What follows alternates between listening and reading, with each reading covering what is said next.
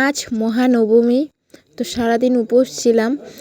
আর রাত্রিবেলা কোথায় কোথায় গিয়েছি। নমস্কার, আমি রিম্পা চলে আসলাম নতুন আরেকটা ভিডিও নিয়ে। তো সবাই কেমন আছো? আশা করি সবাই ভালো আছো। আমিও অনেক ভালো আছি। বড়দের প্রণাম, ছোটদের অনেকটা ভালোবাসা জানিয়ে আমার ভিডিওটা শুরু করছি। মহানবমী, তো দেখো বৃষ্টি হচ্ছে। এখন তো তবু একটু কম, আগে বেশি ছিল। ভোগের থালাটা রেডি করেছি, আমি পরে রেডি হব বাড়ি এসে। আগে এটা দিয়ে আসবো মন্দিরে। ঠাকুর বসে পড়লো মন্দিরে, মানে পূজা করার জন্য। তো যাবো এখন। কি বৃষ্টি! সারাদিন যদি এরকম বৃষ্টি থাকে কেমন করে হবে দেখো। এটা আমার এক ননদ, হাই বলে দে। হাই।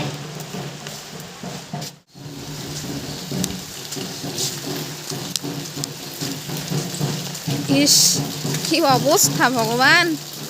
ভাবাই যায় না এমন বৃষ্টি।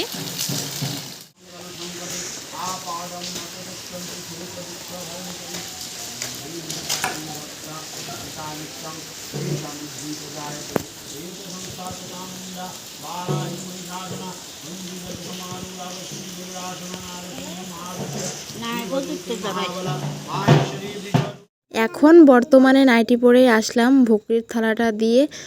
এরপর রেডি হব। তাছাড়া মন্দিরে কিছু কাজ আছে টুকিটাকি, এইসব করে দিতে হয়। পূজার যোগাড়যন্ত্র করে দিতে হয়। তো দিদি একা হাতে সব কিছু করতে পারে না, আমাদেরকে বলে যে একটু করে দেয়। তো আমরাও সাথে সাথে একটু হেল্প করি। আমি ছিলাম নবমীর দিন উপোস। তো অনেকে অষ্টমীর দিন উপোস থাকে। তো সবাই বলে যে অষ্টমী থেকে নবমীর দিন উপোস থাকলে নাকি ভালো হয়, কোন পুণ্যি হয় সঠিকটা আমি জানি না। এইখানে দেখো বেশিরভাগটাই নবমীর দিন উপোস। এরপর বাড়িতে গিয়ে এই দেখো সাজাগুজা করে চলে আসলাম মন্দিরে। তো আজকে শাড়ি আমি একাই পরলাম। তো কেমন হয়েছে, আর দেখো চিনি আর আমি দুজনে ম্যাচিং করে পরলাম। আমরা চলে আসলাম মন্দিরে, এখন অঞ্জলি নিব। দেখো আমি রেডি হয়ে গেছি। এই যে চিনি, চিনিও দেখো রেডি হয়ে গেছে।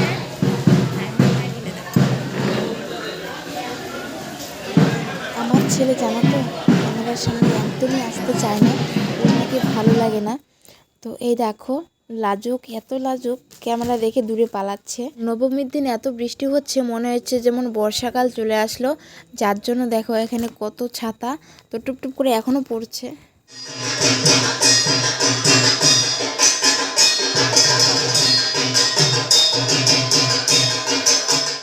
এটা হলো পূজা মণ্ডপে যাওয়ার রাস্তা, আর পূজাটা হচ্ছে একটা মাঠের মধ্যে। এরপর রাত্রেবেলা চলে আসলাম ঘোরাঘুরি করার জন্য। এটা বাজদাহ নথিবাড়ি।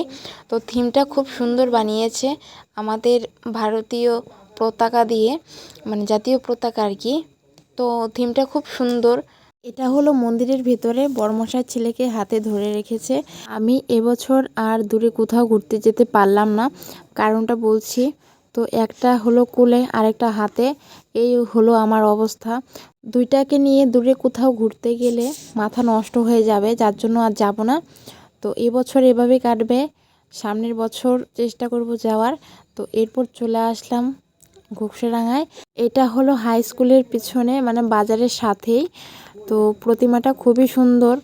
আর দেখো মানে থিমটা খুব ভালো লেগেছে আমার। নৌকোর মধ্যে সবাই দাঁড়িয়ে আছে।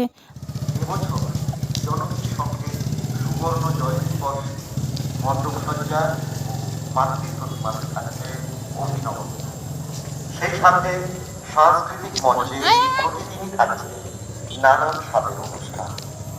আপনাদের কাছে বিনম্র আবেদন, আপনারা সকলে শান্তি শৃঙ্খলা বজায় রেখে প্রতিমা দর্শন করুন। এই মণ্ডপটা কিন্তু ঘোগসাডাঙ্গা, খুবই সুন্দর করেছে। কি বলবো, তোমরা হয়তো সামনে না থাকলে বুঝতে পারবে না। জাস্ট ওয়াও বানিয়েছে। সামনেটা যেমন, ভিতরটা দেখলে আরও দুর্দান্ত লাগে। এতদিন থেকে ঘুরছি, মানে যতগুলো মণ্ডপ দেখলাম সব থেকে আমার কাছে ফার্স্ট হয়েছে এটা। আর দেখো ভিতরের ডেকোরেশনটা খুবই সুন্দর, কি বলবো। যেমন ডিজাইন দিয়েছে তেমনি প্রতিমাগুলি, মানে আমি চোখে ফেরাতে পারছি না, এতটা সুন্দর হয়েছে। তোমাদের বললাম না, যতগুলো প্রতিমা দেখলাম, প্যান্ডেল দেখলাম, সব থেকে ফার্স্ট আমার কাছে এটাই লেগেছে। দেখো মানে মা দুর্গা তো সত্যি যেমন মা দুর্গা বসে আছে। আমি ঘোকসাডাঙ্গায় 3টা প্রতিমা দেখলাম, 3টার মধ্যে এটা বেস্ট। কর্মশাইকে বললাম এত সুন্দর প্রতিমা কিভাবে বানালো, ওরাও মানুষ আমরাও মানুষ, এত নিখুঁতভাবে কাজ কিভাবে করলো। তো ও আমাকে উত্তর দিল এটা নাকি থার্মোকলের দিয়ে বানানো। ঘোকসাডাঙ্গা এটাই লাস্ট প্রতিমা দেখা, এরপর চলে আসলাম বাড়িতে। আর এটা আমার 2 নাম্বার মনে হচ্ছে, 2 নাম্বার মানে পছন্দের আর কি। তো তোমাদের কেমন লেগেছে? তো ভিডিওটা এখানেই শেষ করছি, দেখা হচ্ছে নতুন কোনো ভিডিওতে। ততক্ষণে তোমরা ভালো থাকবে, সুস্থ থাকবে। তো বাই বাই।